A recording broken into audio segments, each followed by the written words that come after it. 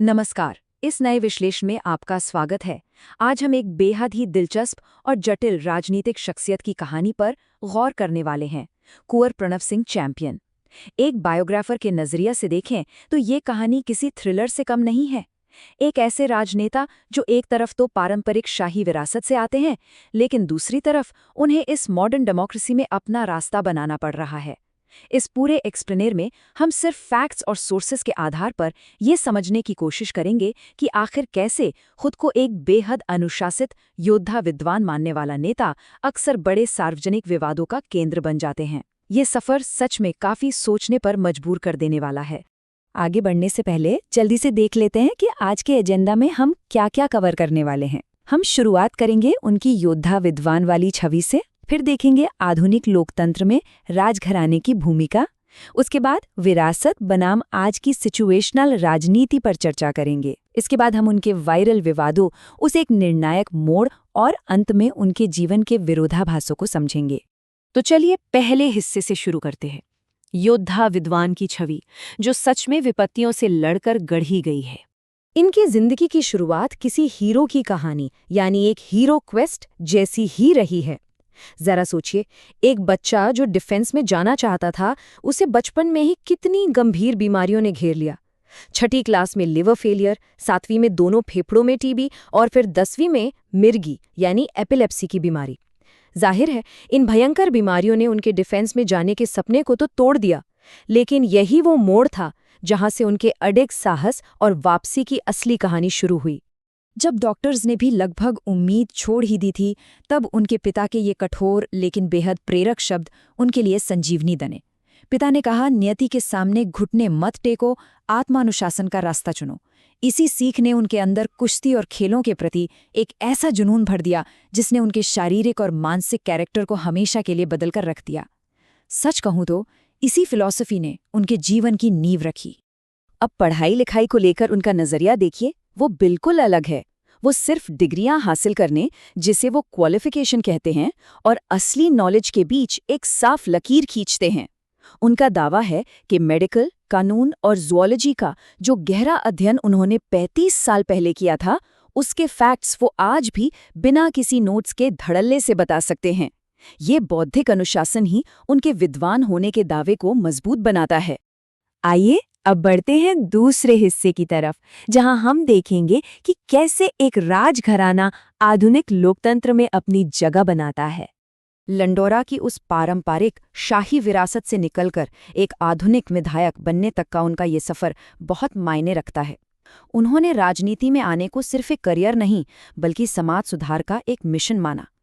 4 बार खादर क्षेत्र का विधायक रहते हुए उन्होंने जो दावे किए वे काफी बड़े हैं, जैसे लक्सर और दलावाला में डिग्री कॉलेज बनवाना और एक ही साल के भीतर 28 गांवों में बिजली पहुंचाना और 28 स्कूल खोलना।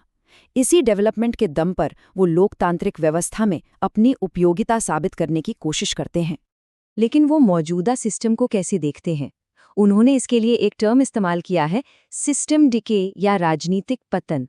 उनका मानना है कि जैसे किसी दोस्ती में नयापन चाहिए होता है, वैसे ही संस्थाओं को सड़ने और रुकने से बचाने के लिए नए खून और मजबूत व्यक्तिगत एजेंसी की जरूरत होती है। ये दर्शन उनके इस विश्वास को दिखाता है कि वो खुद को इस गिरते हुए सिस्टम से लड़ने वाले एक ताकतवर और सक्षम नेता के तौर पर देखते हैं। हमारा तीसरा भाग इस विश्लेषण के सबसे रोचक पहलुओं में से एक है, विरासत बनाम आज की सिचुएशनल राजनीति। ये पूरी कहानी तब और दिलचस्प हो जाती है जब इसमें 2 अलग-अलग युगों के राजनीतिक स्टाइल टकराते हैं। एक तरफ है कुंवर प्रणव सिंह चैंपियन, जिनकी ताकत उनकी पारंपरिक शाही लंडोरा विरासत और 4 बार की विधायकी हैं, और दूसरी तरफ है उनके प्रतिद्वंदी उमेश कुमार, जो मीडिया बैकग्राउंड से आते हैं और पहली बार के निर्दलीय विधायक हैं। ये महज 2 लोगों की लड़ाई नहीं है, बल्कि ये हेरिडिटरी स्टेटस यानी वंशानुगत दर्जे और आज की मॉडर्न मीडिया ड्रिवन नए खून की राजनीति के बीच की सीधी टक्कर है। और इस नए दौर की राजनीति को वो किस नज़र से देखते हैं, ये उनके इस बयान से बिल्कुल साफ हो जाता है। उनका कहना है कि नया प्रतिद्वंद्वी सिर्फ एक सर्कमस्टेंशियल प्रोडक्ट है, जरा सोचिए, एक इंसान जो दशकों के अनुभव और शाही विरासत पर गर्व करता हो, उसके लिए आज की मीडिया ड्रिवन राजनीति से निकला नेता महज एक परिस्थितिजन्य उत्पाद है। ये दिखाता है कि कैसे पारंपरिक अहंकार और आज की प्रोडक्ट पॉलिटिक्स के बीच एक बहुत गहरी वैचारिक खाई है।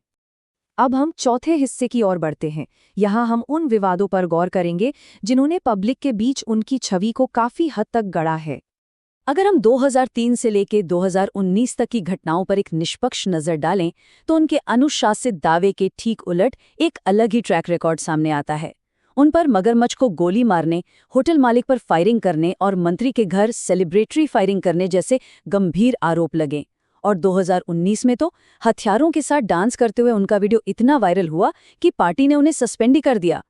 ये पब्लिक आउटबर्स्ट उनकी उस पढ़ी लिखी अनुशासित छवि के बिल्कुल विपरीत खड़े नजर आते हैं।